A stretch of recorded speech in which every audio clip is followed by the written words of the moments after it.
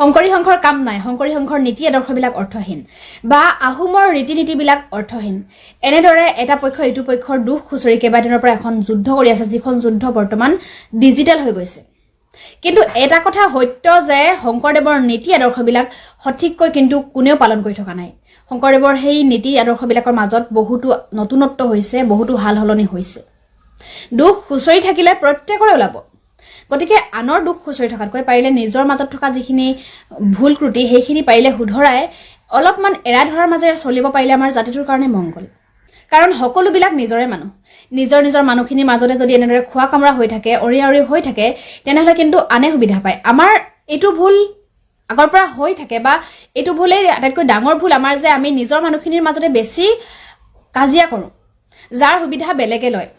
মই এই সংঘৰ্ষটোত কাৰো সপক্ষে বা বিপক্ষে নকওঁ, কিন্তু এটা কথাই ক'ম, এনেদৰে আমাৰ নিজৰ মানুহখিনিৰ মাজতে হৈ থকা সংঘৰ্ষটোৱে কিন্তু ভৱিষ্যতলৈকে আমাৰ জাতিটোৰ মাজতে, আমাৰ নিজৰ মানুহখিনিৰ মাজতে এটা বিভেদৰ বীজ অংকুৰিত কৰিব, যিটো বীজে ভৱিষ্যতে কিন্তু আমাৰ জাতিটোক অতি দুৰ্বল কৰি পেলাব। আমাৰ জাতিটোৰ একতাৰ এনাজৰীডাল দুৰ্বল হৈ পৰিব, যিটো আমি সকলোৱে মনত ৰখাটো ভাল।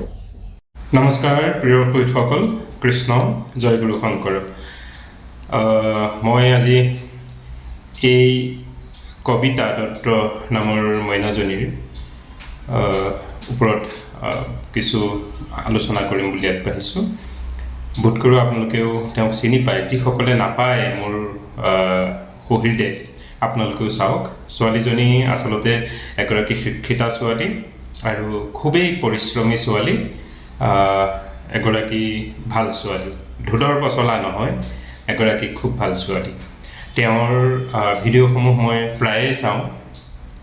তেওঁ আমাৰ যিটো সংগঠিত হৈ থাকিব লগা বিষয়, যিটো সংস্কাৰমূলক যুৱ প্ৰজন্মৰ বিষয়ে, সমাজ ব্যৱস্থাৰ বিষয়ে তেওঁ ভিডিঅ'সমূহ দি থাকে। মই খুব ভাল পাওঁ, চাওঁ। আজি কি নহওক, আজিৰ তেওঁ এই ভিডিঅ'টো পাই মোৰ আৰু তেওঁৰ পৰা দুটা জানিবলৈ মন গ'ল। তেওঁৰ মুখেৰেই মই আৰু কিছু মুকলিকৈ ৰাইজৰ মাজলৈ তেওঁ জনাখিনি প্ৰচাৰ কৰিবলৈ মই এই ভিডিঅ'টো প্ৰস্তুত কৰিছোঁ। মৰমৰ কবিতা, তুমি ভুল নুবুজিবা, মই ৰ'ষ্টিং কৰা নাই। যিহেতু তোমাৰ উদ্দেশ্য মহান, মোৰো উদ্দেশ্য মহান, গতিকে তোমাকেই আউজি মই মোৰ স্বাৰ্থ সিদ্ধি কৰিব ওলাইছোঁ। গতিকে তুমিও মোৰ এই ভিডিঅ'টোতে আউজি মানে লক্ষ্য কৰি মই বিচৰা ধৰণেৰে তোমাৰ জ্ঞানৰ সাগৰখন সমাজলৈ আগবঢ়াই দিবা বুলি আশা কৰিলোঁ। প্ৰত্যেকেই কৈ আছে, পৰস্পৰে পৰস্পৰক সপক্ষে বিপক্ষে সকলোৱে আলোচনা কৰি আছে। কোনোসকলে তিৰ্যক কৰি আছে, কোনোসকলে চেলেঞ্জিঙত আহি গৈছে। ইতিমধ্যে বহু দেখিছোঁ, আমিও সেইখন জালত প্ৰায় কাৰোবাৰ কাৰণে পৰিয়েই গৈছোগৈ। মই আশা কৰোঁ তোমাৰ বক্তব্যৰ গোটেইখিনি বক্তব্যই মই আচলতে ভাল পাইছোঁ, গ্ৰহণযোগ্য, প্ৰতিজন মানুহেই সমৰ্থন কৰিছে। কিন্তু তাৰ মাজতে প্ৰকাশ কৰিলা যে শংকৰদেৱৰ নীতি আদৰ্শ কিন্তু কোনো অনুষ্ঠানেই শুদ্ধ ৰূপত পালন কৰি থকা নাই, বহু সাল সলনি হৈছে। তেতিয়াহ'লে তুমি নিশ্চয় জানা শংকৰদেৱে আমাক কেনে আদৰ্শ দি গৈছে। বৰ্তমান টাইপাৰ আৰু শ্ৰীমন্ত শংকৰদেৱ সংঘৰ মাজত লগা যি বাকবিতণ্ডা, এই বিষয়ে যিহেতু তুমি জানাই, শংকৰদেৱ সংঘৰ কি কেৰুণ আৰু টাইপাৰৰ কি কেৰুণ, টাইপাৰৰ কি দাবী আৰু সংঘৰ কি দাবী।